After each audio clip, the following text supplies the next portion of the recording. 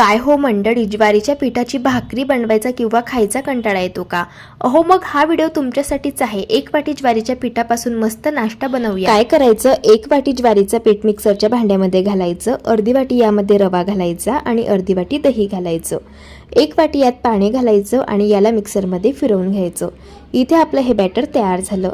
तयार करून घेतलेलं बॅटर एका बाउलमध्ये काढायचं, यात चवीप्रमाणे मीठ घालायचं आणि मिक्स करून घ्यायचं। याचे आपल्याला डोसे बनवायचे आहेत, त्यामुळे बॅटरची थिकनेस डोस्यांच्या बॅटरसारखीच ठेवायची। डोसे तयार करण्यासाठी तवा गरम करून घ्यायचा, तव्याला तेल लावायचं आणि थोडासा पाण्याचा शिंतोडा मारून तवा टिश्यू पेपरने पुसून घ्यायचा। डोस्यांचं 1 पडी बॅटर तव्यावरती घालायचं, एकाच डायरेक्शनमध्ये डोसा पसरून घ्यायचा। हा डोसा एकाच साईडने भाजून घ्यायचा आहे। डोसा भाजत असताना तेलाचा किंवा तुपाचा वापर करू शकता। मस्त असा क्रिस्पी कुरकुरीत ज्वारीच्या पिठाचा डोसा तयार झाला, चवीला छान लागतो। आता रेसिपी आवडली असेल तर लाईक, शेअर आणि सबस्क्राईब करा।